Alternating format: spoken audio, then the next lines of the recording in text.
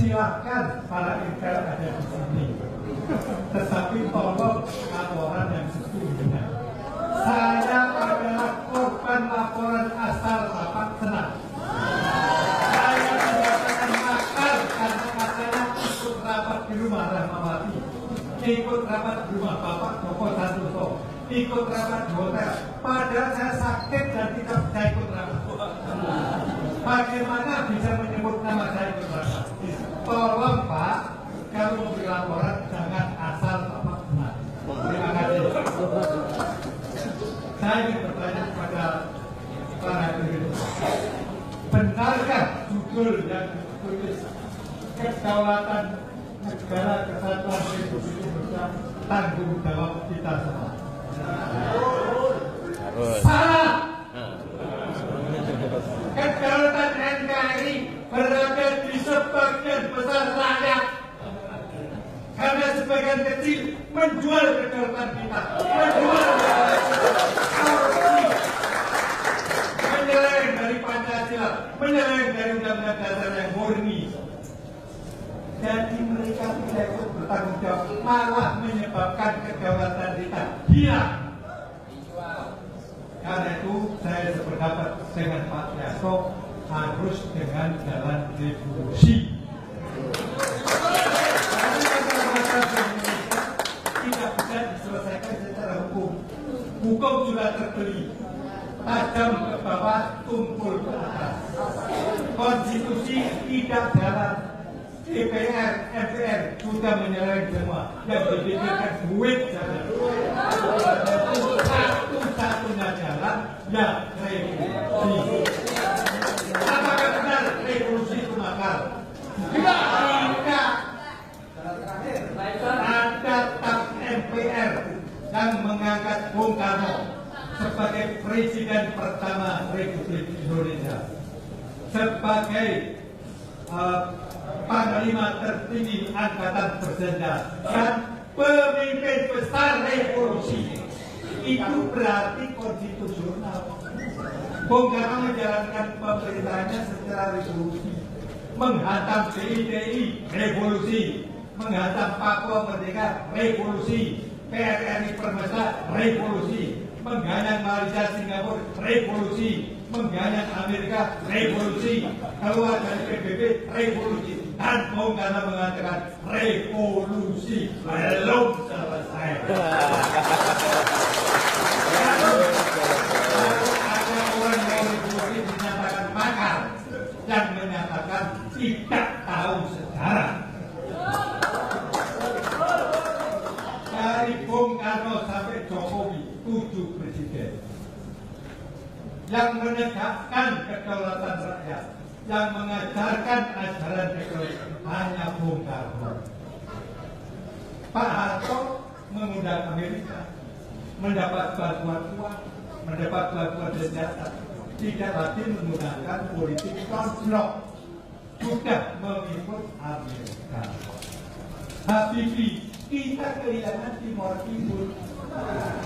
Gus Dur, kita tidak tahu, minta maaf Pak Billy, tidak tahu bagaimana politik luar negeri, bebas aktif atau tidak. Megawati, kita kehilangan simpanan kita. SBY makin amburadul dan Jokowi lebih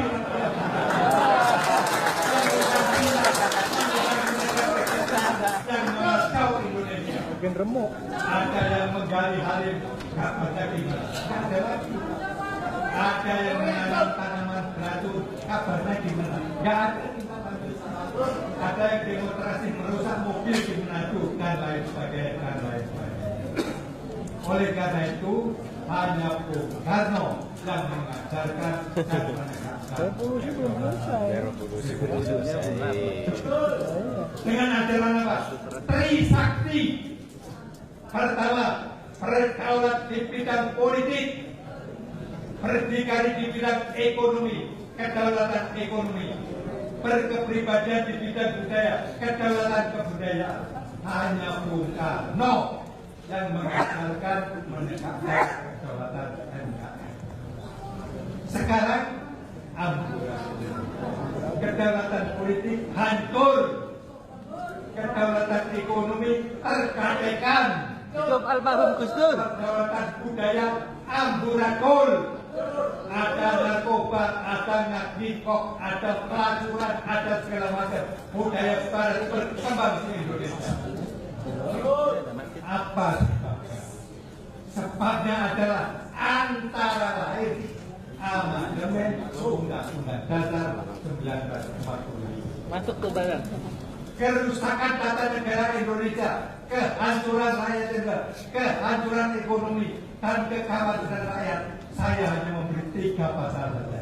Lainnya tidak perlu saya sebutkan. Karena 3 pasal ini cukup berat dan cukup berbobot. Pasal 1, 2, 3 Undang-Undang Dasar NKRI. Dirubah, MPR kehilangan wewenang sebagai lembaga negara tertinggi. Akibatnya apa? Sama dengan lembaga negara tinggi, bobotnya sama, pokoknya sama. Sehingga MPR tidak bisa mengundang meminta pertanggungjawaban lembaga negara tinggi yang lain. MPR tidak bisa menyelesaikan pertikaian antar lembaga negara yang lain. Katakanlah Mahkamah Konstitusi, bersama Mahkamah Agung, DPR dengan KPK dan lain, tidak bisa diselesaikan karena masing-masing bobotnya sama dan tidak ada lembaga negara. 2. MPR kehilangan wewenang membuat GBHN. Akibatnya masing-masing departemen, masing-masing lembaga negara membuat GBHN sendiri tanpa koordinasi, takbiran satu sama lain, tidak ada bisa menyelesaikan. Yang ketiga, MPR tidak bisa mengangkat presiden dan wakil presiden. Akibatnya pemilihan umum. Sekarang bandit bisa jadi presiden, jadi wali kota, jadi bupati. Asal dipilih, dia punya duit banyak, sokok rakyat 100 perak. Selesai. Berapa puluh gubernur yang sudah ditangkap, berapa ratus bupati dan wali kota yang sudah ditangkap, tinggal presiden saja.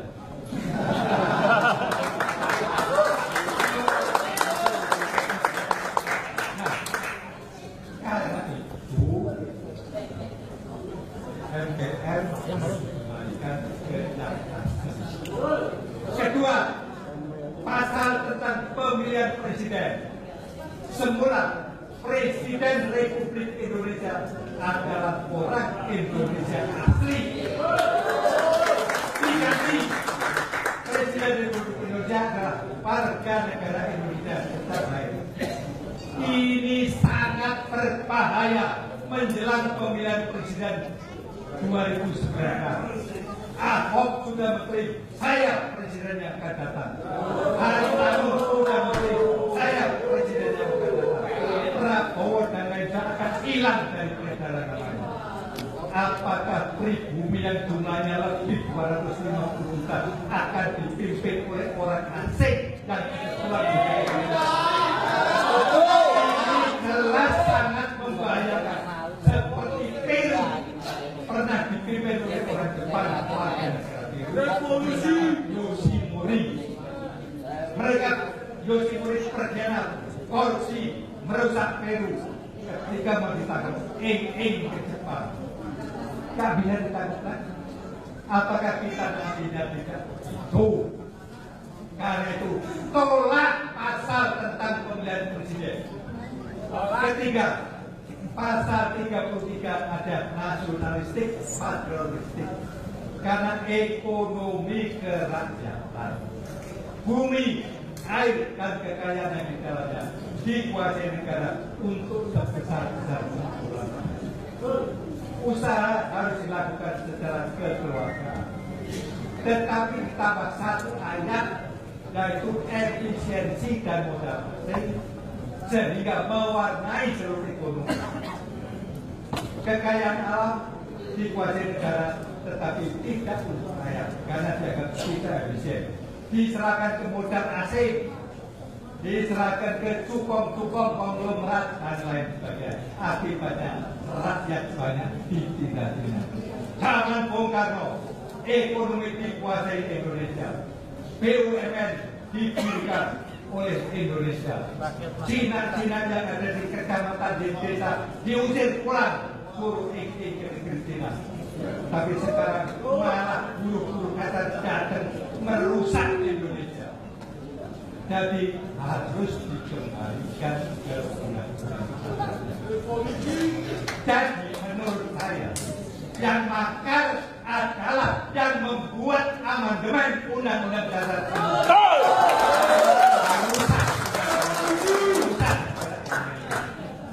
Waktunya sudah. Baik, terima kasih. Tepuk tangan sekali lagi beliau. Baik, terima kasih. Jadi akarnya persoalan bangsa ini kelihatan jelas di wilayah kekeliruan dalam konteks amandemen Undang-Undang Dasar 45. Way out-nya sudah jelas. Kalau yang boleh satu konstitusional, tapi revolusi pun tidak menutup kemungkinan asal tujuan kemaslahatan bangsa ini tercapai. Baik, tepuk tangan lagi Pak Bernardo itu. Baik, sekarang tadi kan ini supaya tidak banyak jangker nih, jangker-jankernya mangga, Bu Lili, silakan untuk mewakili kaum kita hormati dan hargai perempuan. Silakan, Bunda Lili, ya. Iya, tentu.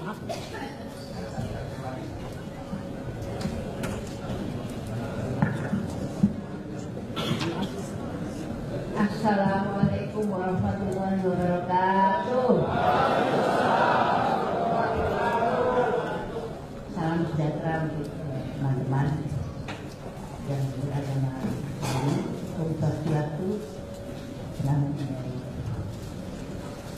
Ini adalah negara Bhinneka Tunggal Ika, jadi saya sebutkan semua.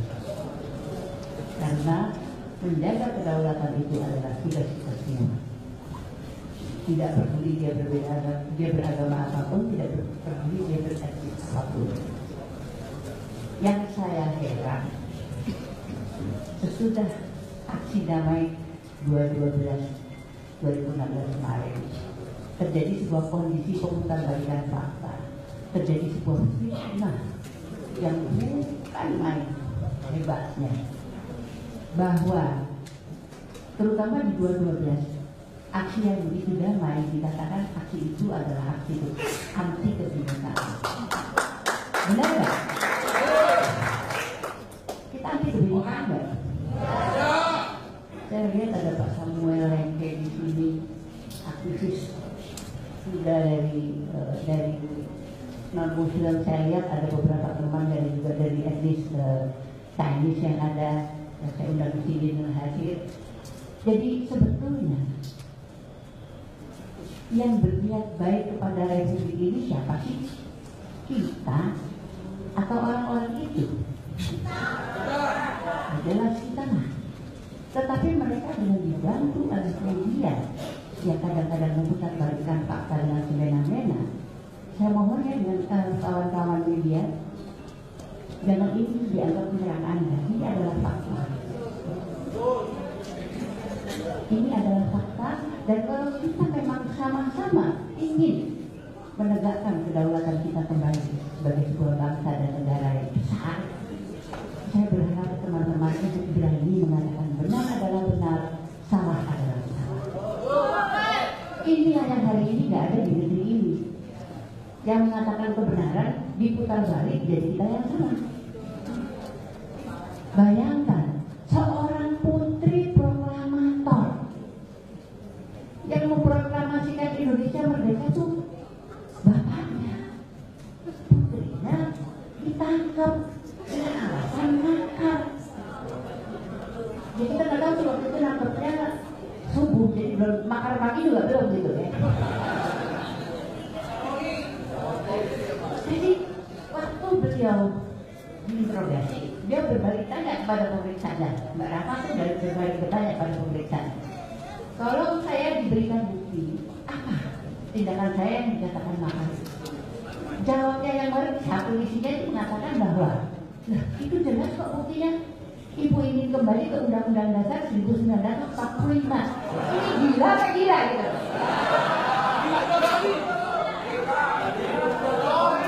Ingin kembali ke Undang-Undang Dasar 45 untuk menata kembali negara kita ini menjadi pada relnya yang jelas dikatakan makar. Sementara yang mengaman benar yang dikatakan oleh saudara tua saya Mas Permadi tadi bahwa yang mengamandemen itulah yang sesungguhnya yang membuat makar. Dari mulai 2002 sampai hari ini Indonesia tidak pernah tenang. Apalagi 2 tahun terakhir ini sama sekali tidak ada ketenangan. Dan yang ada di depan kita yang sangat berbahaya yang belum disinggung oleh sahabat-sahabat saya tadi adalah satu hal. Fakta bahwa PKI sedang bersiap untuk bangkit. Sementara PKI itu dilarang berada di negeri ini dengan TAP MPR berdominan. TAP MPR itu adalah kedudukannya sangat tinggi. Tetapi enak sekali itu dilanggar. Hari ini ada organisasi PKI itu dengan ketuanya, dengan ketua umumnya ada. Bayangkan. Nah ini jujur saja, yang kecolongan paling depan ini adalah intelijen Indonesia. Jangan kita ini dijadikan sasaran intelijen, tetapi yang seperti PKI dibiarkan. Itu adalah kebodohan yang luar biasa dari intelijen Indonesia. Saya pernah di Komisi 1, saya tahu bahwa BIN itu selalu minta anggaran naik, tapi negara kita bobol. Dulu kita dukung untuk kenaikan anggaran, untuk kenaikan biaya. Nah, sekarang hari ini kita sungguh sangat bersedih bahwa kita ini jadi domba. Alat PKI yang zaman dulu itu sekarang sudah hadir di tengah-tengah. Jadi kita semua waspada. Saya ingin menceritakan sekelumit kisah di tahun antara tahun 62 sampai tahun 65 sampai pecahnya satu PKI. Siskamling, boro-boro Siskamling, RT RW yang dipakai pakai Ahok. Ada. Nah ini terhadap ketatanegaraan ini benar nggak? RT RW itu adalah garda terdepan dari kita untuk mengetahui siapa-siapa yang berbahaya untuk lingkungan itu. Ini itu kan dipakai pakai Ahok. Jadi membuat KTP hari ini itu tanpa rekomendasi dari RT RW. Siapa yang boleh jadi dapat KTP Jakarta. Jadi ini memang sudah sebuah kondisi yang yang sudah direkayasa untuk kita ini dikepung oleh kekuatan Cina. Tetapi hari ini yang ada soalnya bukan Cina Beijing aja. Yang ada hari ini adalah Cina Beijing lawan Cina Amerika, benar nggak? Yang jadi korban siapa? Jadi sekarang yang paling penting adalah nomor 1 itu kita minta untuk kembali ke Undang-Undang Dasar 1945 untuk menata ulang negeri ini.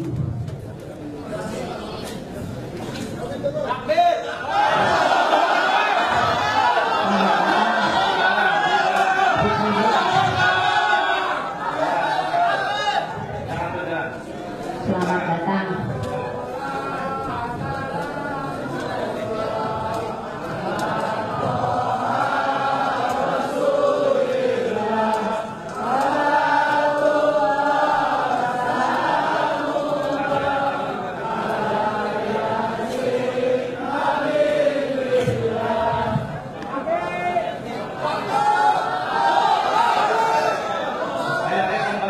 Silakan kembali duduk, stop.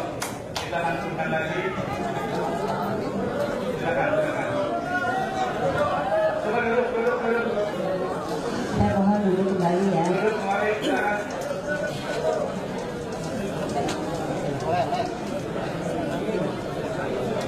Ya, silakan duduk. Alhamdulillah sudah hadir bersama kita Habib Rizik Syihab. Dipersilakan duduk, silakan duduk dulu. Ibu-ibu, bapak-bapak, saya mohon untuk duduk kembali, kita lanjutkan acara kita ini. Silakan duduk, silakan duduk, silakan duduk. Ya. Nanti kalau mau tatap muka sama Habib, nanti waktu pulang ya. Diskusi damai itu adalah diskusi yang duduk, kita duduk, silakan. Ini adalah round table discussion, jadi kita diskusinya duduk. Mohon duduk ya. Mohon duduk. Rekan-rekan wartawan silakan untuk ya.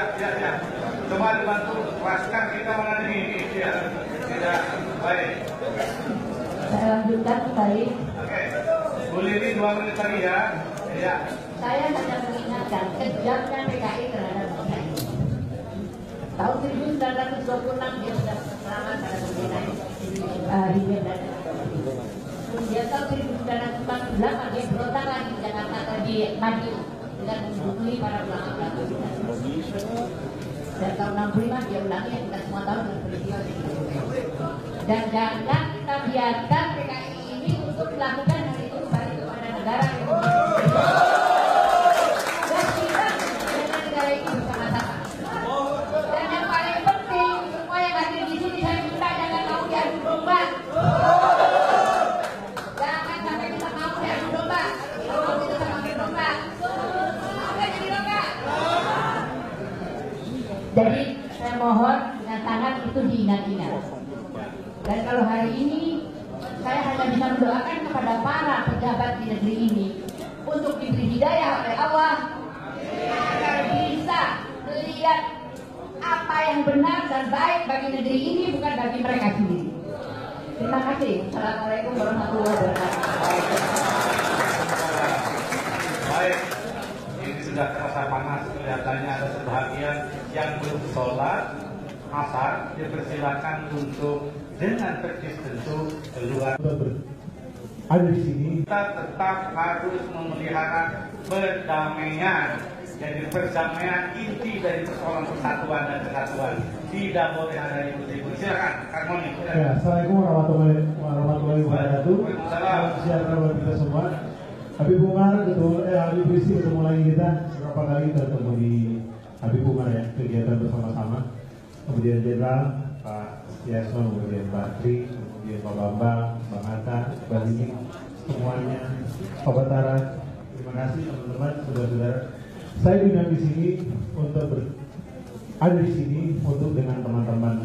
Saya kemarin waktu kita rapat kita katakan bangsa ini didirikan secara bersama, betul? Ada kebersamaan untuk membangun bangsa ini. Tidak boleh orang lain memecah belah kita. Apalagi orang di seberang sana yang tidak punya warisan untuk membangun bangsa ini. Tidak bisa dikoyak-koyakan.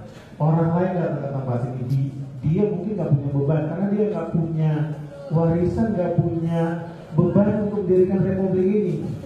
Dia nggak punya tanggung jawab, terserah dia. Namanya orang luar datang ke sini bikin kado, terserah dia. Tapi yang membangun bangsa ini adalah kebersamaan kita. Saya di sini sebagai anak bangsa, saya dari Manado, Sulawesi Utara, bersama-sama dengan teman-teman. Ada Samratulangi, ada Lukas Nikopala, ada teman-teman Indonesia Timur membangun bangsa kita. Ada Samuel Lengke dari di sini dengan teman-teman. Kalau bangsa ini bangun dengan kebersamaan. Tidak bisa apalagi pemerintah dengan alasan apapun membuat kita saling konflik. Harusnya pemerintah mendudukkan kita sama-sama. Dia harus memfasilitasi kita. Ada perbedaan, ada friksi, ada benturan di tengah masyarakat. Itu tugas pemerintah untuk mendudukkan sama-sama persoalan itu. Libatkan seluruh elemen masyarakat. Tentunya ada masalah. Pemerintah tidak boleh ada di belakang orang-orang yang bisa mendukung terjadinya perpecahan dan konflik. Justru pemerintah ada di dalam untuk mendudukkan seluruh elemen masyarakat, lembaga-lembaga masyarakat, ormas.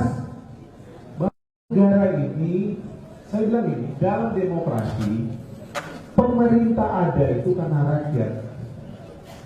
Tidak ada pemerintah tanpa rakyat. Jika tidak ada rakyat, tidak ada pemerintah. Oleh karena itu, kalau rakyat diadu domba, bermasalahnya di mana? Ada di pemerintahan.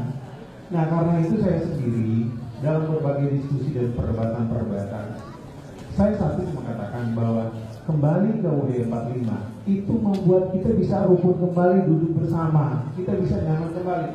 Memilih pemimpin republik ini sudah tidak membuat partai politik berantem. Demokrasi liberal kita membuat suku berantem, agama berantem, tapi kembali ke UUD 45 di mana tokoh-tokoh yang punya kapabilitas, yang punya kemampuan intelektual, yang punya akademisi yang tinggi, para tokoh-tokoh agama, tokoh-tokoh budaya itu duduk bersama dan memilih pemimpin yang menurut mereka mampu merangkul pemimpin yang pemimpin. Itu adanya demokrasi kerakyatan, bukan demokrasi liberal dan brutal. Demokrasi yang merangkul, demokrasi kekeluargaan, bukan demokrasi persaingan dan saling menghantam sehingga demokrasi yang membunuh rakyat itu. Tapi demokrasi yang merangkul, demokrasi yang saling merangkul, itulah kekuatan bangsa kita. Kita bukan demokrasi liberal Amerika, kita bukan demokrasi yang saling menghantam, tapi kita ada demokrasi kerakyatan yang saling merangkul. Memilih pemimpin dari para pemimpin, pemimpin menghasilkan pemimpin. Baik, Mas Amel, Pak. Itu Kamar saya mau singkat. Terima kasih, mungkin itu agak memakan waktu. Terima kasih. Wassalamualaikum warahmatullahi wabarakatuh. Baik, sebelum kita memasuki acara inti, nanti Habib akan masuk. Saya mohon kepada Pak Jenderal Soeharto, silakan dulu untuk tentu saja 8 menit juga. Disiplin kita. 8 menit.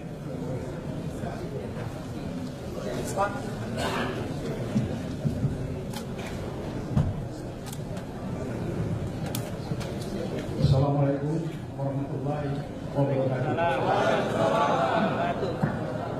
Hidup marinir.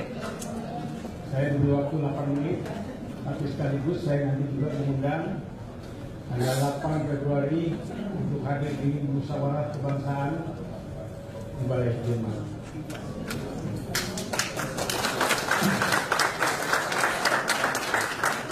Dan kita bicara Balai Sudirman. Gedung ini, siapapun bicara, apapun, tidak pernah masuk di tes. Gedung 45 ini, Jokowi start dari situ, Ahok start dari situ. Tapi kalau yang lain start dari sini, no. Kita punya media, 12 TV, yakin, aku yakin tidak akan menyadari. Tapi dia sama. Yes, nggak usah dilakukan. Saya hanya mungkin menambahkan karena sudah komplit sebenarnya. Saya hanya menambahkan kita bicara kedaulatan. Apakah saat ini kita sudah berdaulat? Dalam bidang politik kita sudah tidak berdaulat. Di lantai 2 masih ada NDI di sana yang mengatur amandemen.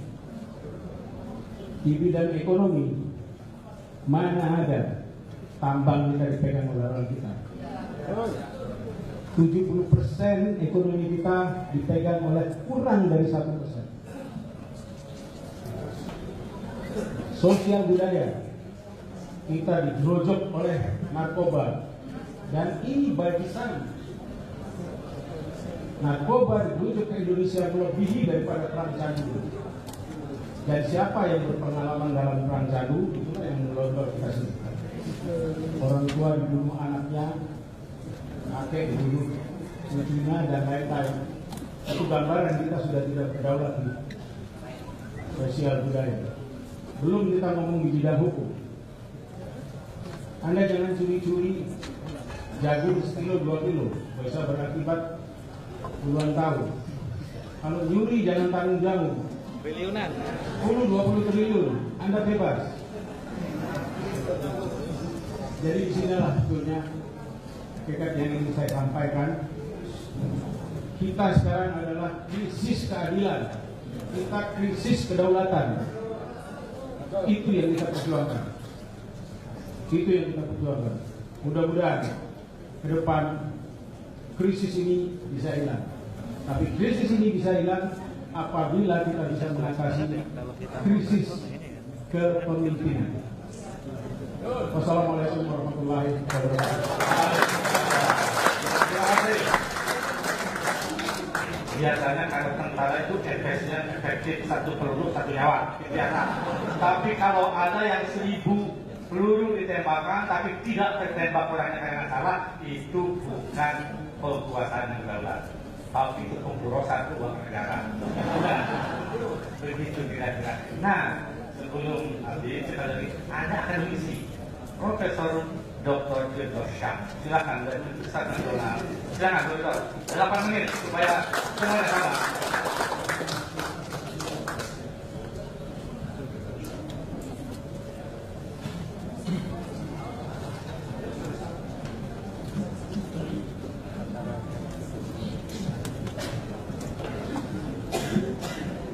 Assalamualaikum warahmatullahi wabarakatuh.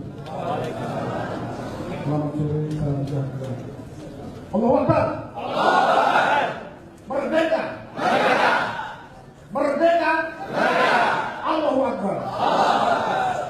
Dua kosakata ini nggak boleh hilang. Sering kita lupa kalau kita tahu khusus mana kemerdekaan Allahu Akbar itu. Bung Tomo itu Allahu Akbar. Para syuhada dari Allahu Akbar. Dua kosakata ini harus bersanding. Ini yang penting dalam semua harus tahu. Bagi saya hari ini Indonesia disimpan sebenarnya.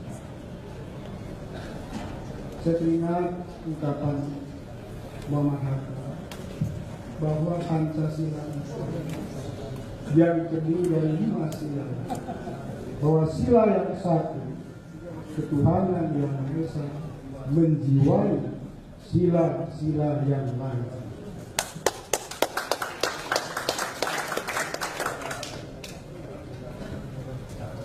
Terpuruknya Pancasila, ketuhanan yang Maha Esa, hari ini penista agama dibela, pembela agama dihina,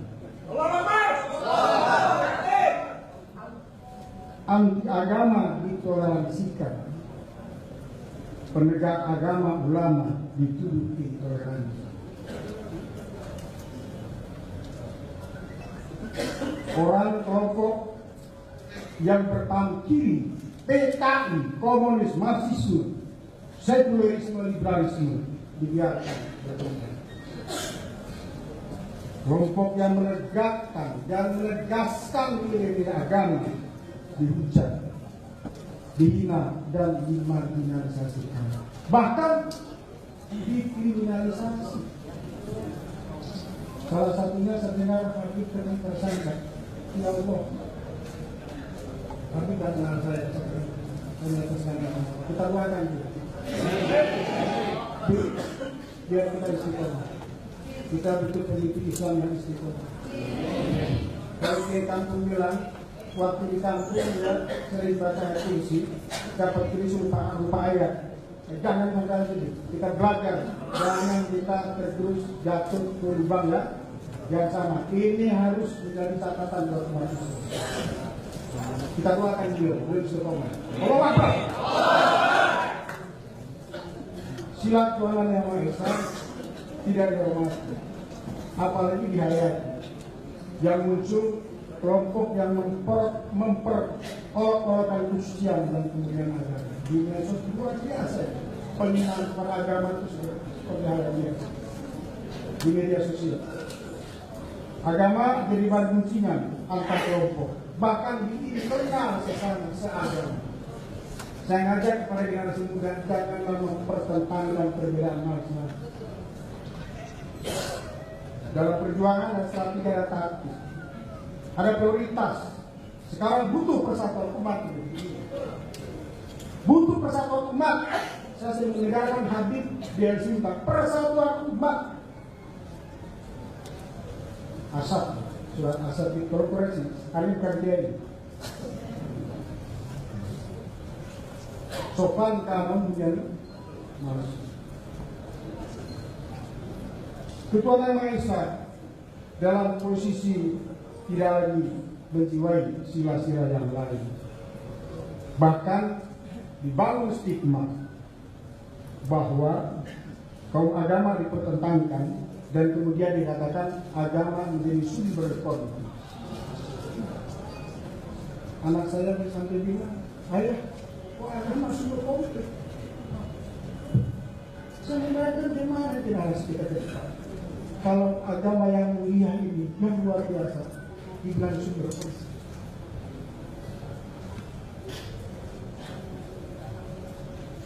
Kelompok mayoritas terbesar pemeluk agama di Indonesia tanpa mengurangi kehormatan kita pada saudara kita yang lain. Saya bicara dari perspektif sosiologis, memang umat Islam terbesar tanpa kita melupakan rasa hormat kita pada saudara kita yang lain.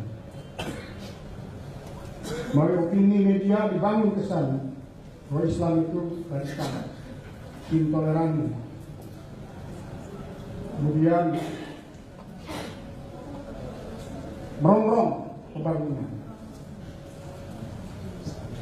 Ketika Pak Wiranto diundang RUI, saya bilang pada Pak Wiranto, saya selama 2 tahun pemerintahan ini tidak pernah mendengarkan kata-kata takwa.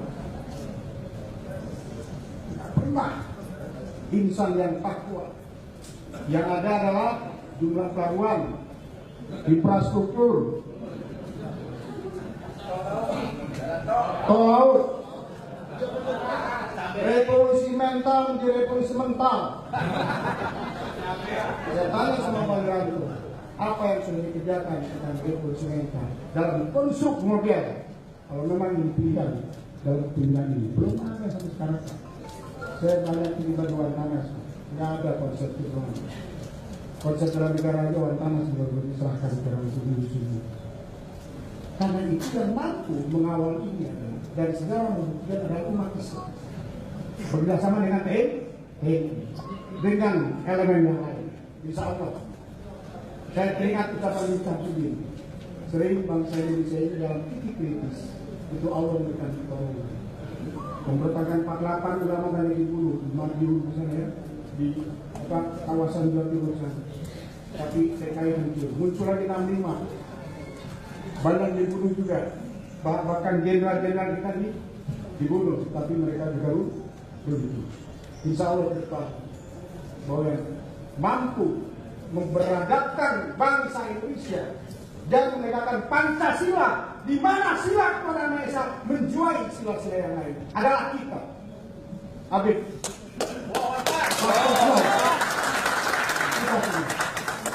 Berapa menit?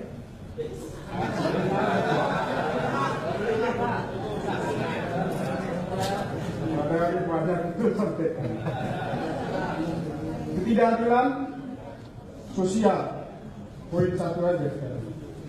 Sudah mulai itu. Ketidakadilan sosial itu apa? Penggusuran. Yang terakhir stigma menjelekkan saudara kita ini saat Arab. Padahal ini bagian dari Bhinneka Tunggal Ika. Sudah mulai. Karena ada kaitannya Arab dengan Islam, ada demisel.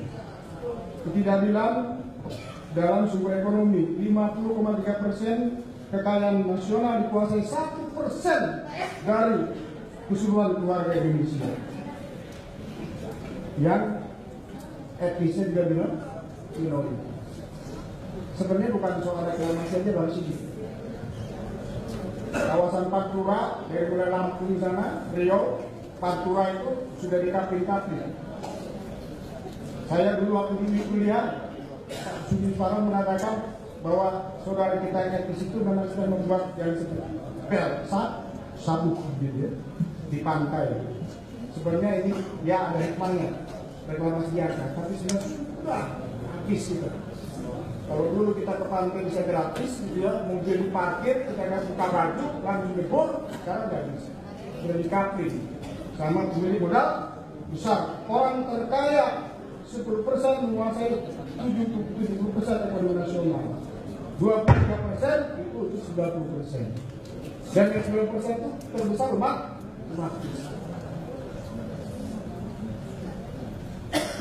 Jadi semangat kita harus dibarengi dengan merumuskan strategi dengan pikiran yang jernih, dengan gagasan-gagasan yang cerdas. Semangat kita tidak. Saya setuju dengan Pak Jawadi, kita boleh bagaimana mengimbangi ekonomi umat harus bangsa dan ekonomi. Rasulullah berjuang politik dimulai dengan gerakan ekonomi, gerakan ekonomi, gerakan sosial, gerakan politik. Tidak ada gerakan politik yang berhasil kalau tidak dimulai dengan gerakan sosial. Lihat terus. Penguasa asing itu 7% sumber daya alam. Penduduk asing itu perbankan 77%, sumber daya alam 85%, hutan 70%. 44 dari 50 terkaya di Indonesia, 44 orang dari 50 terkaya di Indonesia itu adalah etnis mirip-mirip saya. Ketidakadilan budaya, tadi sudah singgung, hedonisme, sekularisme, budaya hip-hop, budaya pura-pura, gitu ya. Supaya generasi muda jangan disuruh berpikir dari sini tentang negara. Jangankan akhirat, negara itu biar menghayal aja kan, dengan itu, dengan daun-daun ganja itu ya, dengan daun-daun setan itu kan, dengan pil-pil apa, pil-pil koplok pernah ya, pil koplok.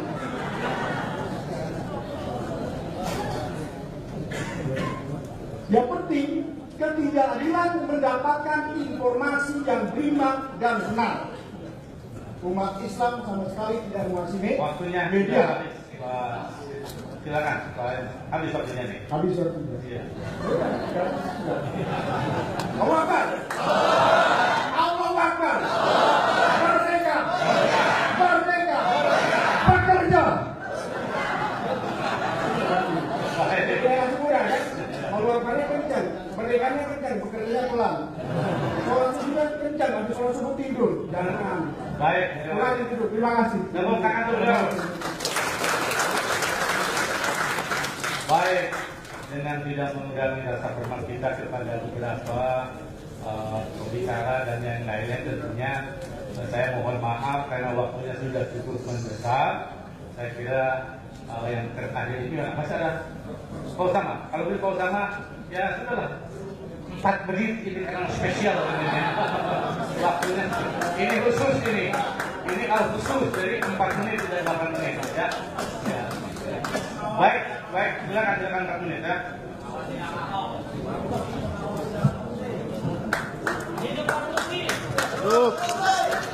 Ini jam-jam tidur, jadi agar ada giroh perjuangannya, sahut dengan semangat. Takbir! Takbir!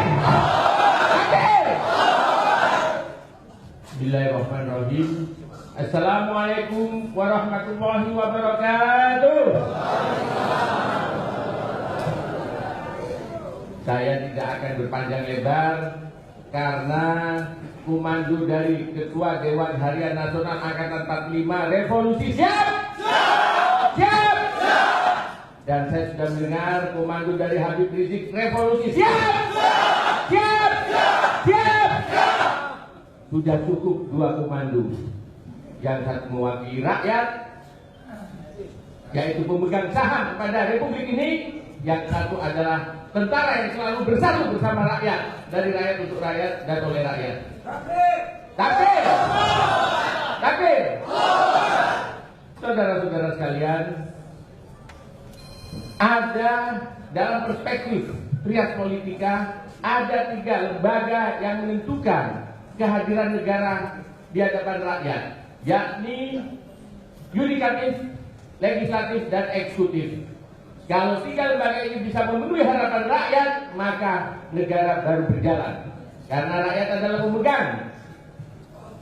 pemegang saham terbesar daripada sebuah negara.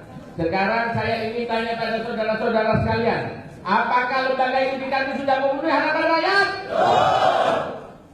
Apakah yudikatif sudah memenuhi harapan rakyat? Belum, saudara-saudara sekalian. Ini suara hati saudara-saudara sekalian. Tidak ada yang berrekayasa. Ketika aksi damai 212, jutaan rakyat berkumpul di Monas, tetapi jutaan rakyat umat Islam bisa dikalahkan oleh seorang Ahok. Ini tandanya apa yang dikatakan Jenderal Tiasno Sudarto bahwa negara ini dikelola secara korporasi, benar adanya saudara-saudara sekalian. Oleh sebab itu, kita rakyat tidak boleh diam. Tidak cukup kita kumpul di sini. Kita harus segera membangun jaringan-jaringan, melakukan gerakan. Pertanyaan saya kedua, apakah legislatif sudah memberi harapan rakyat? Saya ulang, apakah DPR RI sudah memberi harapan rakyat?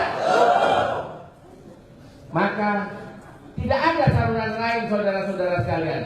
Ketika aksi damai 212, kekuatan politik, termasuk kekuatan politik Islam, tidak ada yang bersuara, saudara-saudara sekalian. Justru rakyat umat yang berbicara di bawah komando GMPF 212 yang dipimpin oleh Imam Besar Habib Rizik Syihab. Pertanyaan saya yang ketiga, apakah eksekutif sudah memenuhi harapan rakyat, keinginan rakyat? Hancur. Hari ini kita merasakan kenaikan harga di mana-mana, seluruh sektor. Sementara dalam konsep korporasi nation, saudara-saudara sekalian, sebuah kelompok elit negara menjual kepada pihak asing untuk menjadikan republik ini hanya sebagai pasar untuk menggali sumber daya manusia alam untuk kepentingan asing. Saya bersama rekan-rekan di Persaudaraan Muslim Indonesia Parmusi sudah memetakan dua hal, Pak Habib. Bangsa ini, Pak Tiasno, dihadapkan dua ancaman besar. Pertama, poros kiri, poros Jakarta-Peking, yang menampakkan pemikiran-pemikiran neokomunisme, dan ini hadir di elit-elit negara. Dan yang kedua, gerakan transnasional yang didasarkan pada pemikiran-pemikiran komunisme liberalisme, poros Jakarta Washington yang dipengaruhi oleh Yahudi Israel. Di sana ada ISIS, di sana ada Syiah, dan seterusnya. Ini merupakan grand design untuk merebut republik ini, bangsa ini. Oleh sebab itu, apakah saudara-saudara ikhlas bila mana bangsa ini dikuasai asing? Ya. Kalau tidak, satu kata, lawan. Allahu Akbar. Allahu Akbar. Allahu Akbar. Waktunya habis. Terima kasih. Terima kasih. Wabillahi taufiq wal hidayah. Wassalamualaikum warahmatullahi wabarakatuh.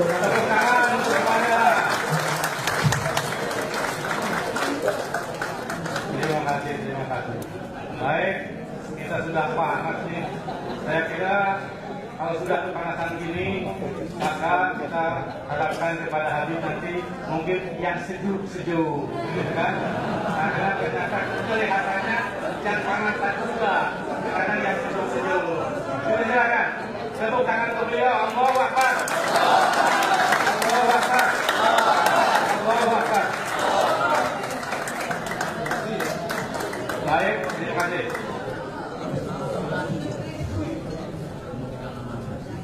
Assalamualaikum warahmatullahi wabarakatuh. Bismillah, walhamdulillah, wassalatu wassalamu ala rasulillah wa ala alihi wa sahbihi wa mawalah. Kepada segenap ikhwati al-hibba'i rahimakumullah, kita sama berharap mudah-mudahan kumpulnya kita di tempat ini pada hari ini menjadi penyebab turunnya rahmat dan barakah. Dan menjadi modal untuk kebersamaan kita semua, sehingga Allah Subhanahu wa taala memberkahi perjuangan kita dan menyelamatkan negara kesatuan Republik Indonesia. Amin ya rabbal alamin. Ahbabul kiram, saya hanya ingin menyampaikan di sini bahwa antara Islam dan nasionalis tidak boleh ada dikotomi. Jadi upaya dalam bentuk apapun yang mendikotomi antara Islam dan nasionalis adalah upaya adu domba antar anak bangsa. Dan yang ingin saya garis bawahi di sini, dari pandangan Islam, bahwa setiap muslim diajarkan oleh agamanya untuk cinta negeri, untuk cinta negara, untuk cinta bangsa dan rakyatnya. Sehingga setiap muslim yang mengamalkan ajaran agamanya pasti dia seorang nasionalis yang cinta bangsa, negara, dan rakyat Indonesia. Karena itu tidak benar kalau gerakan-gerakan Islam, tokoh-tokoh Islam sebagaimana saat ini difitnahkan anti NKRI, anti Pancasila, anti Undang-Undang Dasar 1945, anti kepada Bhinneka Tunggal Ika, semua itu adalah fitnah yang harus kita lawan bersama, saudara. Bahkan gerakan-gerakan Islam sepakat, saudara, bahwa kita saat ini bukan lagi pada tataran berdebat soal dasar negara, bukan lagi berdebat soal NKRI dan Bhinneka Tunggal Ika. Bahkan saat ini kita sudah masuk ke tataran bagaimana cara kita mengembalikan peninggalan para founding father kita, Undang-Undang Dasar 1945 yang sudah dikhianati dan diobok-obok. Jadi sekali lagi, Undang-Undang Dasar 1945 sudah dikhianati, sudah diobok-obok, maka Pancasila, NKRI dan Bhinneka Tunggal Ika hanya tinggal tunggu waktu untuk diobok-obok juga oleh mereka, saudara. Maka itu sebelum terlambat, ayo kita rapatkan barisan, kita satukan potensi kita, mari kita pertahankan persatuan-kesatuan negara Republik Indonesia yang berdasarkan Pancasila dan Undang-Undang Dasar 1945 yang asli, serta kita pertahankan Bhinneka Tunggal Ika, dan mari bersama-sama kita bebaskan negara kesatuan Republik Indonesia dari segala bentuk penjajahan asing dan asing, saudara. Takbir! Takbir! Allahu Akbar! Merdeka!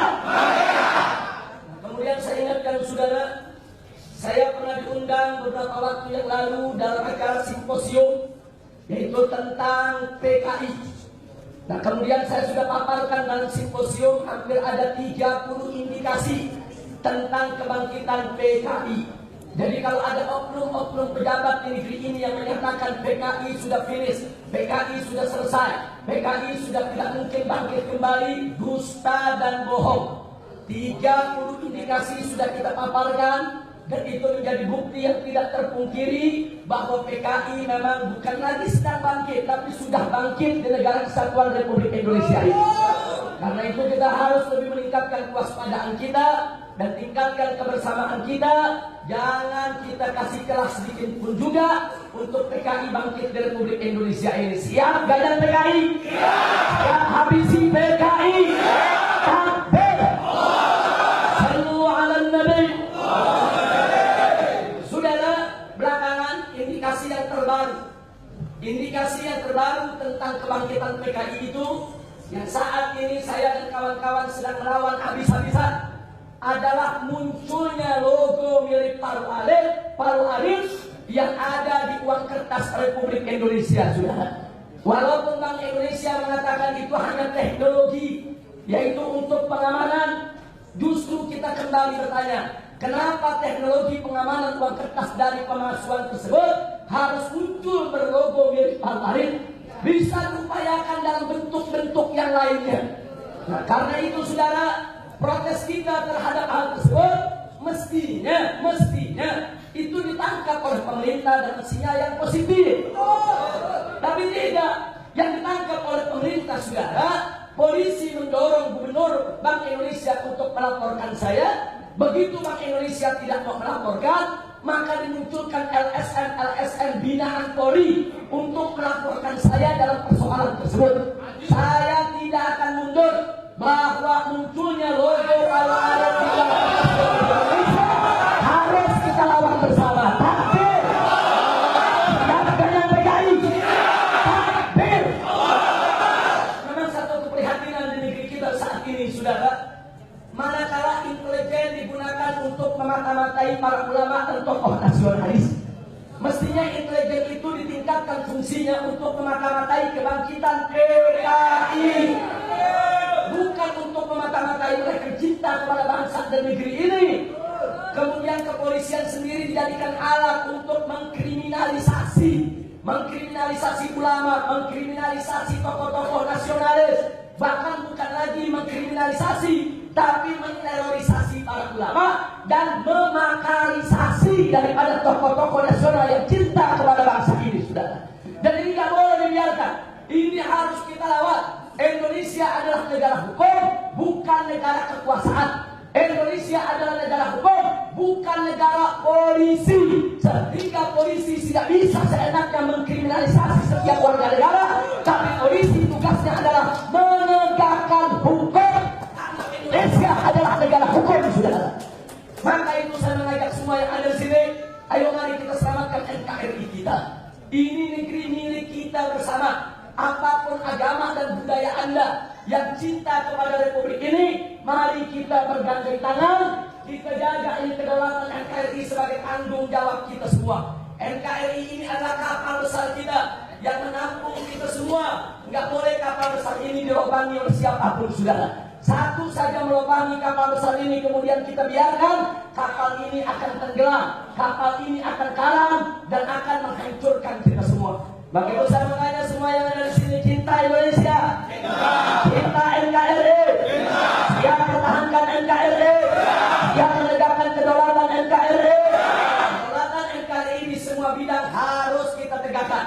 Kedaulatan ekonomi, kedaulatan politik, kedaulatan hukum, kedaulatan teritorial, semua aspek kedaulatan di Republik ini harus kita tegakkan, saudara. Maka itu sekali lagi dan sekali lagi, kalau barusan sudah kita dengarkan bapak-bapak kita menyampaikan di tempat ini betapa pentingnya kita ini menggelar musyawarah kebangsaan, dialog nasional dan lain sebagainya. Saya ingatkan sekali lagi di forum ini bahwa pemerintah Republik Indonesia tidak boleh anti dialog, tidak boleh anti musyawarah. Mestinya mereka undang tokoh-tokoh nasional. Mari kita remuk untuk menyelamatkan Republik Indonesia yang kita cintai ini, saudara. Maka itu saya dukung akan disampaikan tadi oleh Bapak Tiasno maupun yang lainnya. Yang ke depan saudara akan disampaikan juga oleh Bapak yaitu Soeharto, bahwa ke depan akan digelar yaitu ada musyawarah kebangsaan, ada musyawarah akbar umat Islam, ada musyawarah dialog nasional untuk kita sama-sama merapatkan barisan dalam rangka untuk menyelamatkan NKRI tercinta. Siap bergandeng tangan, siap berjuang bersama, siap selamatkan NKRI. Takbir. Ingat saudara, yang pertama yang ingin saya tekankan, berdasarkan Pancasila sebagai dasar negara, satu ketuhanan yang Maha Esa. Ini berarti sudah jelas bahwa Indonesia adalah negara berketuhanan, negara beragama, sehingga pemikiran pemahaman apapun yang bertentangan dengan nilai-nilai luhur ketuhanan yang Maha Esa tidak boleh ada tempat di Republik Indonesia, saudara. Apakah itu paham komunis, marxisme, leninisme, termasuk paham-paham sosialis, sekularisme, liberalisme, dan pluralisme yang merupakan produk-produk Zionis internasional. Kemudian yang kedua, kemanusiaan yang adil dan beradab. Sudah tegas, sudah jelas bahwa para founding father kita mengamanatkan negara ini kepada generasi penerusnya untuk selalu menegakkan keadilan. Keadilan itu saudara, justice for all. Keadilan itu untuk semua, tanpa memandang suku, budaya maupun agama. Semua bangsa Indonesia, siapapun dia, berhak untuk mendapatkan keadilan dan berhak untuk selalu diperlakukan dengan adil. Bahkan juga harus diperlakukan dengan beradab yang menjunjung tinggi nilai-nilai kemanusiaan. Yang oleh karenanya, saudara, berdasarkan ini, segala tindakan yang tidak berkeadilan, segala tindakan yang tidak beradab tidak boleh ada diberi tempat di negara kesatuan Republik Indonesia. Takbir. Karena ketiga dari Pancasila adalah persatuan Indonesia. Saudara, kalau bicara persatuan Indonesia, kita sudah sepakat ini negara adalah negara kesatuan. Satu jengkal pun di wilayah Republik Indonesia tidak boleh ada lepas untuk melepaskan diri. Karena itu kita menolak secara bentuk yaitu gerakan separatis. Dari mulai Aceh sampai Papua tidak boleh lagi ada gerakan separatis untuk melepaskan diri dari Republik Indonesia, saudara. Maka itu kita minta kepada pemerintah kita, saudara, untuk menggerakkan intelijennya, menggerakkan keamanan dan pertahanannya. Ya, bukan untuk memata-matai ulama, mengkriminalisasi ulama, tapi untuk mencegah separatis di setiap jengkal wilayah negara kesatuan Republik Indonesia, saudara. Takbir.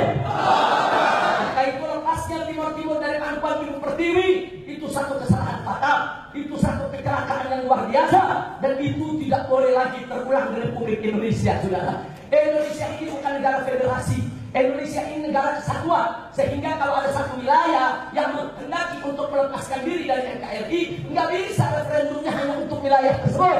Andai kata internasional menuntut kita untuk menggelar referendum, satu wilayah ingin lepas dari NKRI, maka setiap warga negara Indonesia dari Sabang sampai Merauke harus dilibatkan dalam referendum untuk menentukan nasib bangsa. Siap jaga NKRI? Hampir. Kerakyatan yang dipimpin oleh hikmat kebijaksanaan dalam permusyawaratan perwakilan. Ingat, berdasarkan sila ini, Indonesia adalah negara musyawarah, bukan negara demokrasi liberal, bukan negara demokrasi barat, bukan negara demokrasi Yahudi, bukan, bahkan bukan negara demokrasi sosialis. Tidak, saudara. Indonesia adalah negara musyawarah untuk mufakat. Kalau ada yang bertanya, apa sih beda negara musyawarah itu, saudara, dengan demokrasi liberal, dengan demokrasi barat yang ditawarkan selama ini kepada bangsa Indonesia? Berbeda, saudara.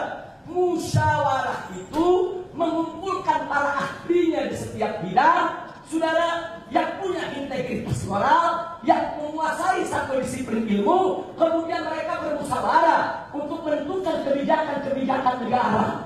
Tapi berbeda dengan demokrasi liberal. Demokrasi liberal itu prinsipnya one man one vote, satu orang satu suara. Sehingga maaf, saudara, akibatnya apa? Presiden punya hak satu suara, pelacur pun juga punya hak satu suara.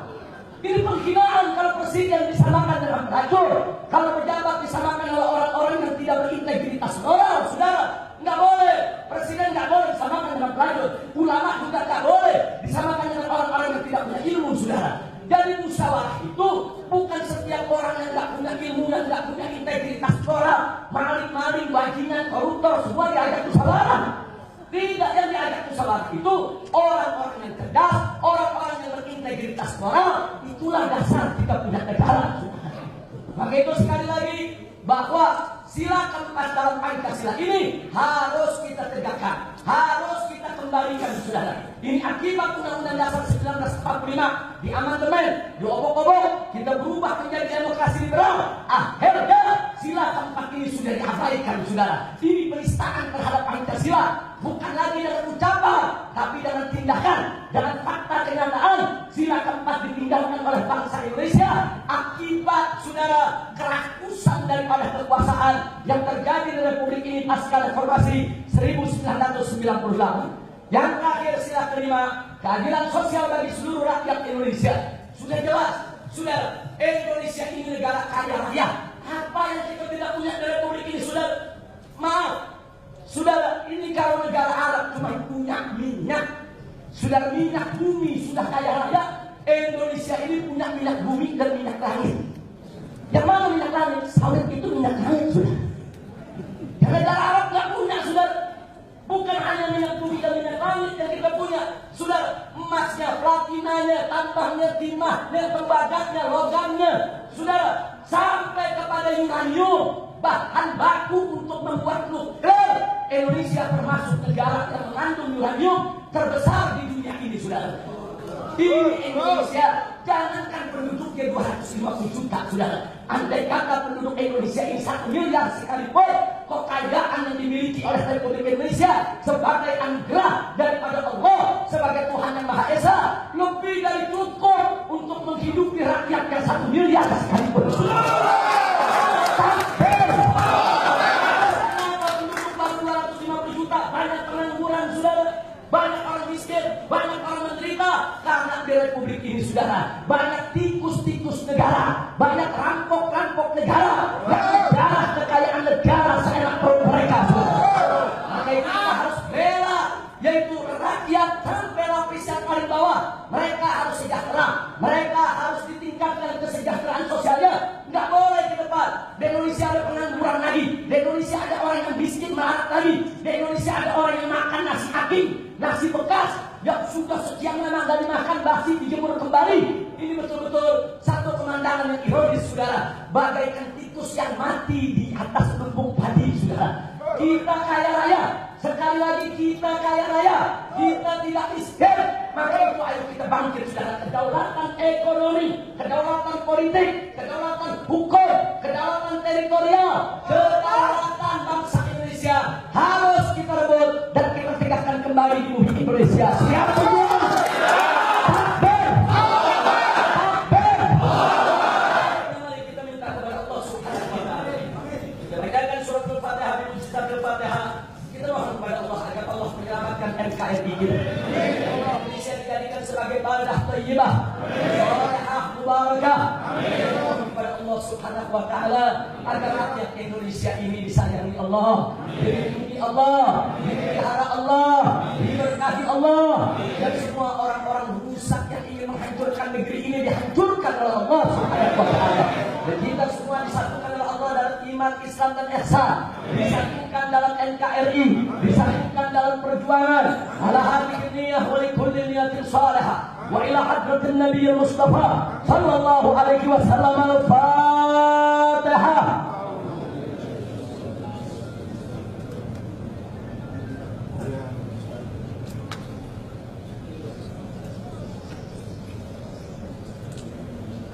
Taqabbalallahu minna wa minkum wa taqabbal ya karim.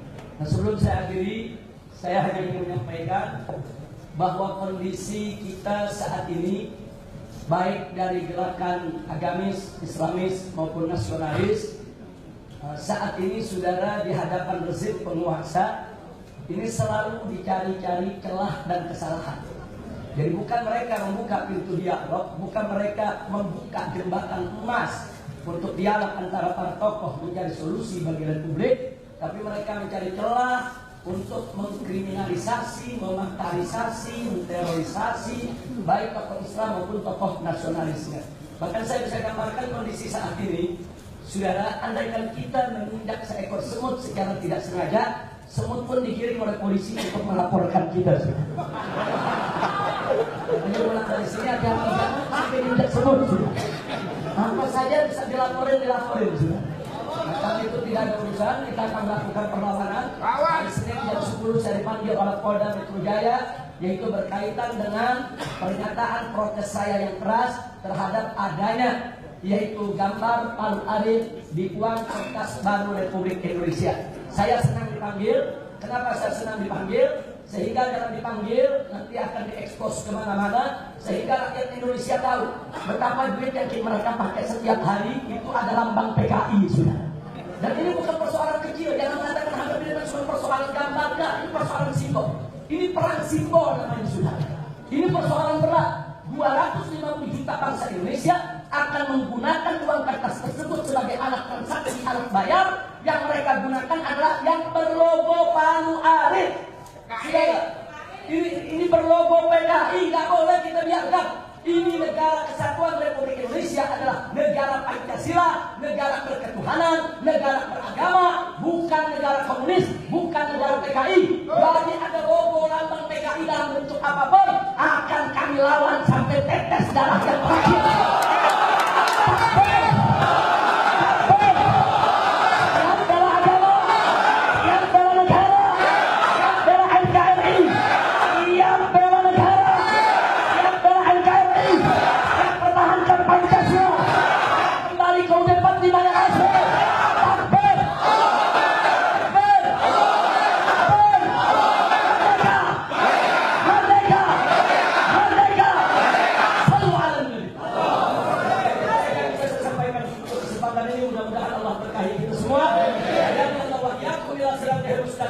Wassalamualaikum warahmatullahi wabarakatuh.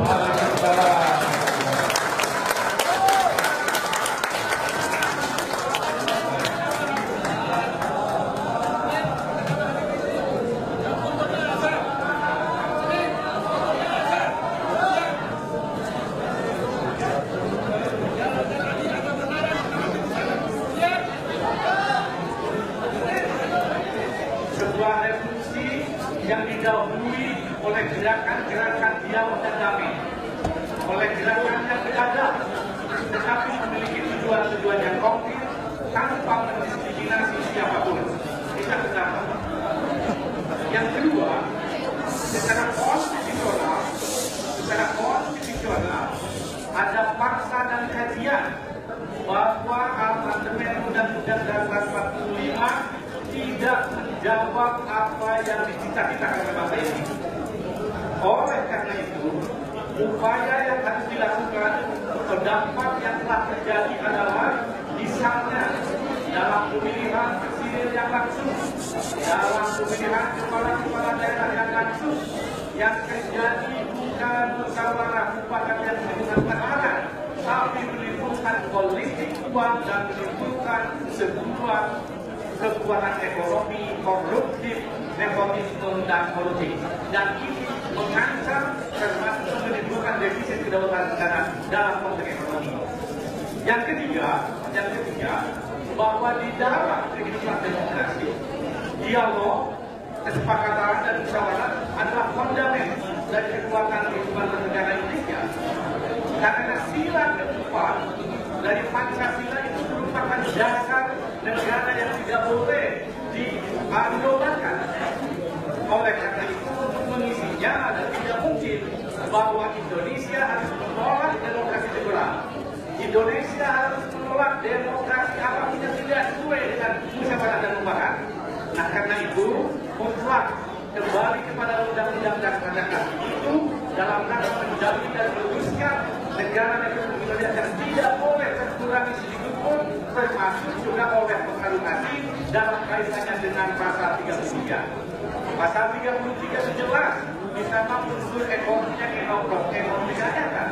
Tetapi yang terjadi sekarang adalah ekonomi liberal yang memberikan peluang kepada negeri luar untuk menggerogoti sumber negara, sumber daya alam. Apa akibatnya? Kemiskinan yang terjadi, kemiskinan tidak di mana-mana. Kemudian yang ketiga adalah sebuah usaha yang kuat, sebuah usaha yang memang kokoh tidak mungkin dapat dilakukan tanpa membangun persatuan dan kesatuan. Persatuan dan kesatuan itu hanya mungkin ditegakkan tanpa ada kebijakan pemerintah yang diskriminatif, tanpa ada kebijakan yang berlomba. Ini saya katakan bahwa di dalam negara hukum pemerintah itu memiliki kewajiban untuk mengatur secara tertib dan mencegah timbulnya kekerasan. Ada kecenderungan kali ini saat ini terjadi kekerasan dan kekerasan negara itu muncul, dan ini sebagai bangsa negara yang mencintai musyawarah kita mencegah intervensi negara yang tidak terlibat dan kekerasan negara itu. Kemudian yang selanjutnya adalah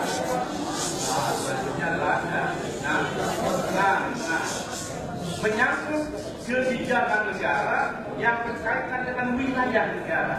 Kita harus sadari bahwa wilayah negara itu di dalam konsep negara bangsa itu menyatu. Tidak boleh sejengkal apapun negara itu pimpin, tidak pernah lihat lagi.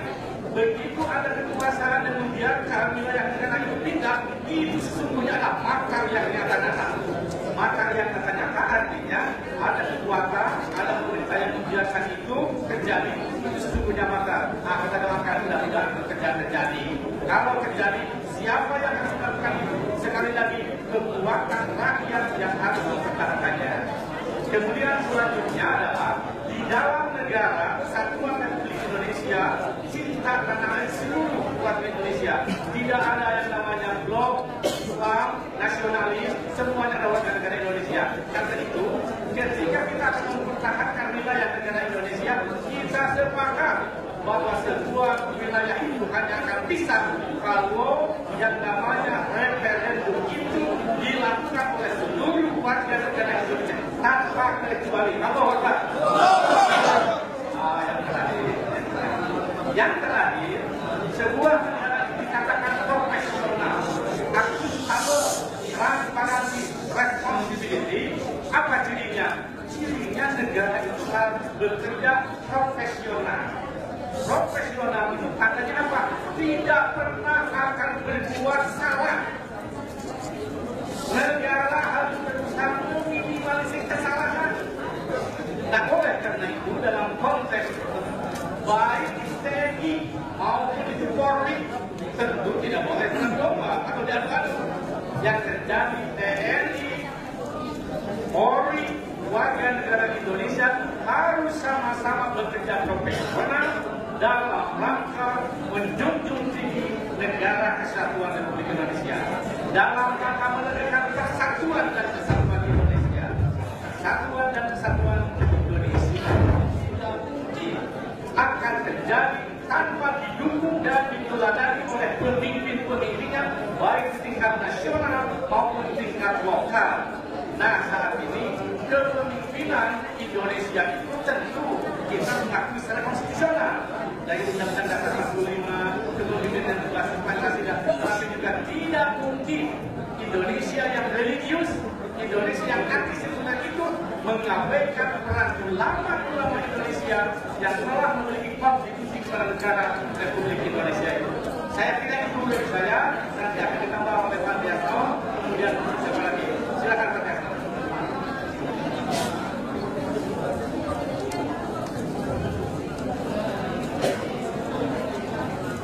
Terima kasih. Tambahan dari saya pendapat semua tadi. Kemudian saya tambahkan, ada usaha sekarang ini pemerintah untuk mengadakan lembaga penegakan Pancasila. Saya berpendapat bahwa untuk menegakkan Pancasila itu tergantung kepada konstitusi yang dijabarkan pada undang-undang, kemudian undang-undang yang dijabarkan pada peraturan-peraturan. Jadi konstitusi, undang-undang, peraturan itu semuanya harus Pancasilais. Kalau ini di luar Pancasilais, maka tidak akan bisa yang namanya menegakkan dan melaksanakan Pancasila di dalam kehidupan bermasyarakat dan berbangsa. Oleh karena itu,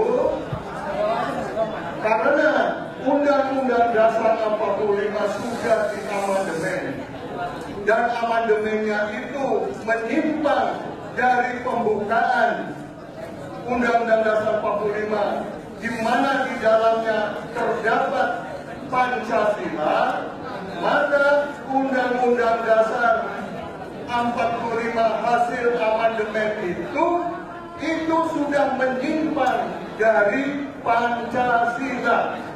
Oleh karena itu, untuk menyelenggarakan dan menegakkan Pancasila dalam kehidupan berbangsa, bermasyarakat, dan bernegara, maka harus syaratnya nomor 1, harus kembali ke Undang-Undang Dasar 45 yang asli.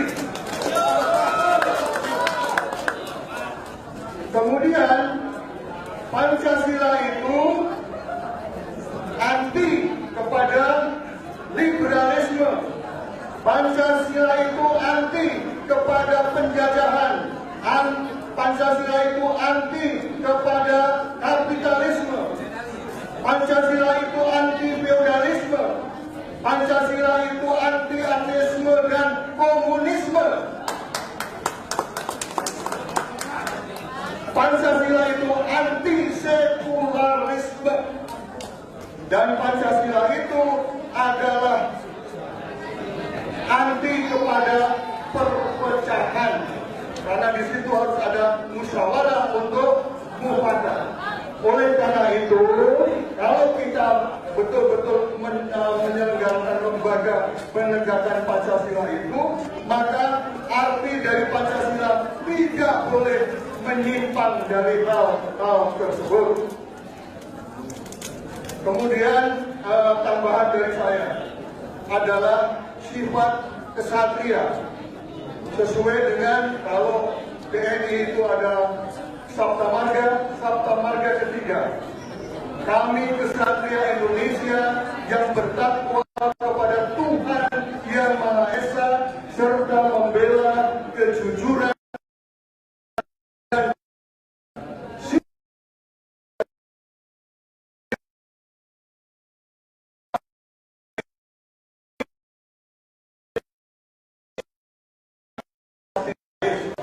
oleh karena itu, pemimpin-pemimpin Indonesia tidak boleh keluar dari takwa,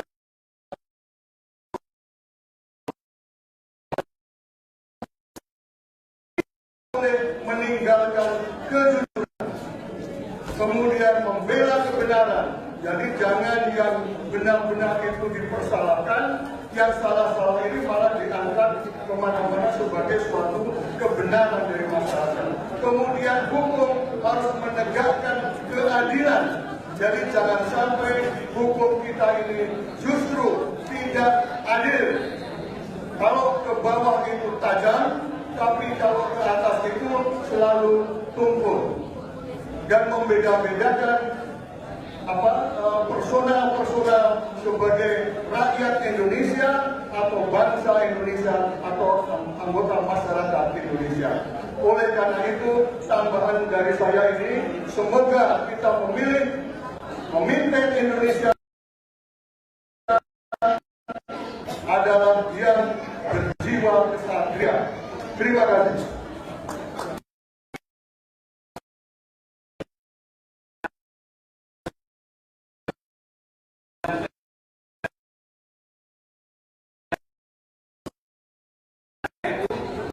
Itu adalah Undang-Undang Dasar yang ditetapkan pada 18 Agustus 1945 dan diberlakukan.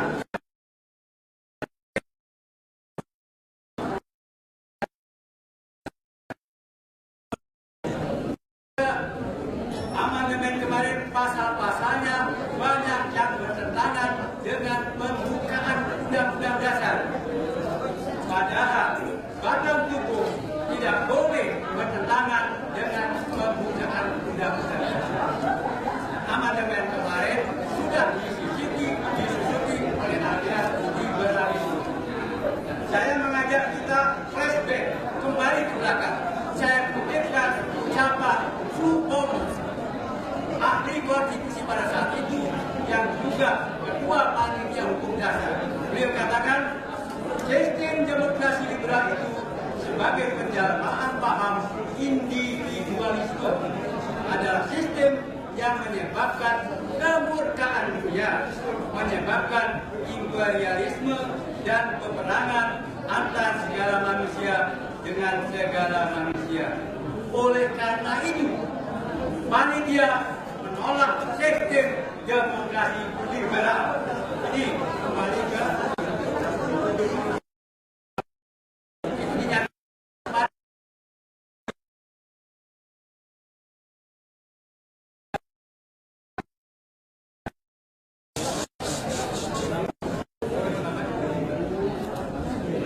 baik, saudara-saudara sekalian, satu hal yang ingin kita sampaikan tentu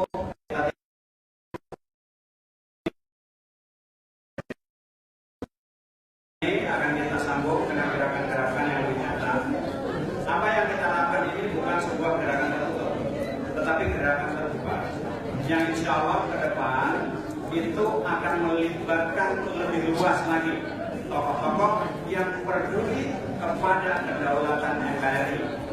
Maka hari ini kita juga memperkenalkan sebuah majelis yang lahir hari ini yang kita beri nama Majelis Penegak Kedaulatan NKRI.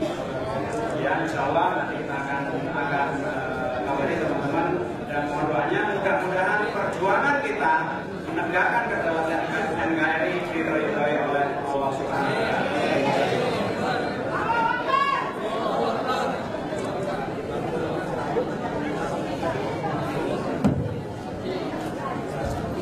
Sedikit saja ingin saya lebih pertegas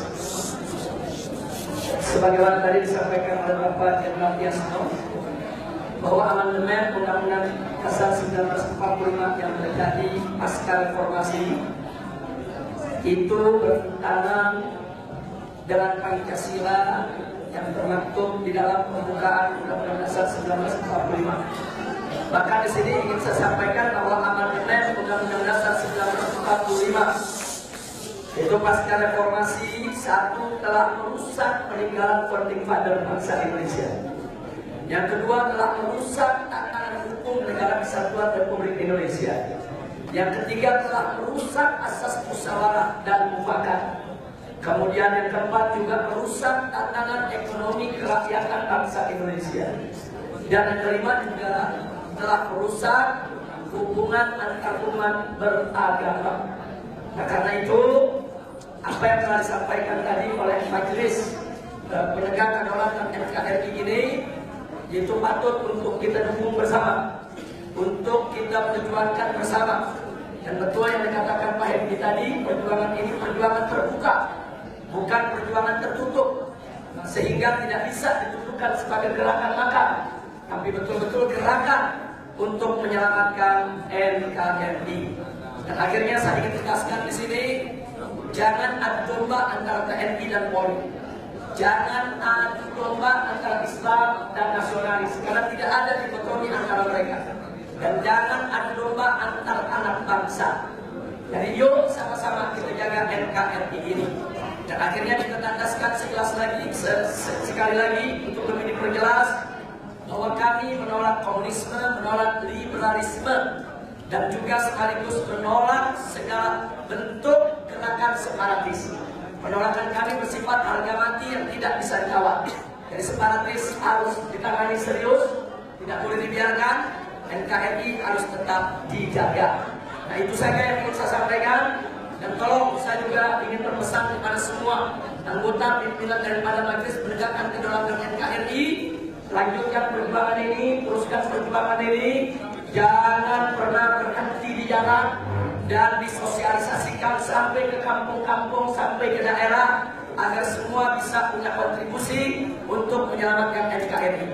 Dan kita minta kepada rezim penguasa saat ini bahwa tidak ada jalan keluar kecuali mereka duduk mengikuti apa yang menjadi terbaik untuk rakyat, untuk bangsa dan negara Indonesia.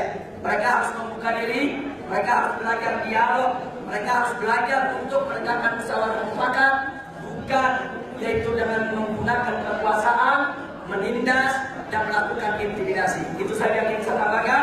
Terima kasih. Assalamualaikum warahmatullahi wabarakatuh. Baik, satu lagi anda kita nih kembali. Terima kasih. Menuntut kembalinya Undang-Undang Dasar yang murni dengan segala cara, termasuk mendobrak pintu MPR, memaksa MPR bersidang, memaksa MPR memutuskan, bahkan mengimpeach presiden, bahkan sampai revolusi, bukanlah tindakan makar. Dari zaman Bung Karno, MPR sudah didobrak, pendobraknya malah menjadi pahlawan Orde Baru. Zaman Soeharto, MPR didobrak, diduduki, pendudukan itu malah menghasilkan pahlawan-pahlawan reformasi. Tidak ada satupun yang dinyatakan makar. Oleh karena itu, revolusi pun adalah tindakan konstitusional. Karena kita pernah mempunyai tap MPR yang mengangkat Bung Karno sebagai pemimpin besar revolusi. Jadi resmi. Oleh karena itu, saya minta kepada Polri, terutama kepada Kapolri, bebaskan teman-teman kami yang Anda tuduh sebagai pembuat makar dan revolusi. Mereka adalah melaksanakan tugas rakyat untuk mengembalikan Undang-Undang Dasar 45 yang murni dengan jalan apapun, termasuk revolusi.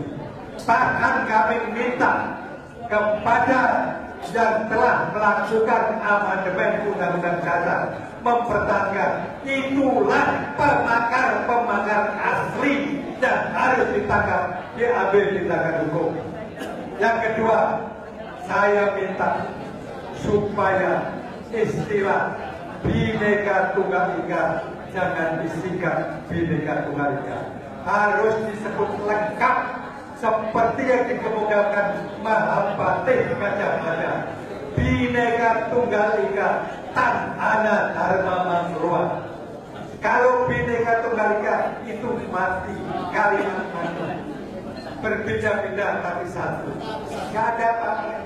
Tapi kalau ditambah Tanhana Dharma Mangroa, artinya berbeda-beda tetapi satu, dan tidak ada satu kekuatan pun yang dapat memecah belahnya. Itu harus kalau berbeda-beda tapi satu, gampang memecah belah. Tapi kalau Bhinneka Tunggal Ika Tanhana Dharma Mangroa, itu kita kembali ke kejayaan Nusantara. Terima kasih. Terima kasih. Saya kira itu cukup. Dan kepada semua rekan-rekan kawan juga sampaikan terima kasih. Semoga di dalam waktu yang akan datang kita juga dapat bersama. Ada pertanyaan? Dari mana itu? Dari MUI. Oh, oke. Silakan. Nomornya. Assalamualaikum warahmatullahi wabarakatuh. Saya dari Universitas ya. Pertama mengajak kepada diri yang berkenan, bapak-bapak dan ibu, teman-teman semua, untuk hari Senin nanti kita kumpul di Banyak Tangga ya, yang itu pagi atau bermalam ya, untuk dalam rangka mengawal dan fisik ke Mabes Polri dan boleh bermalam. Kemudian kami juga mengundang para wartawan untuk menonton acara tersebut, termasuk berorientasi olahraga. Dan kami siap untuk memberikan keterangan dalam bahasa Inggris. Insyaallah. Sekian. Assalamualaikum warahmatullahi wabarakatuh. Baik, terima kasih kepada semua yang terlibat di dalam seminar hari ini. Panitia, saya berterima kasih dari Indonesia dan juga tentu dari tokoh-tokoh pimpinan ini, Hasron dari DAD nasional. Terima kasih. Terima kasih kehadirannya. Seluruh yang terlibat dalam ini sekali lagi sampaikan terima kasih. Semoga Indonesia dan NKRI tetap utuh dan bisa cintai. Merdeka! Merdeka! Merdeka! Wassalamualaikum warahmatullahi wabarakatuh.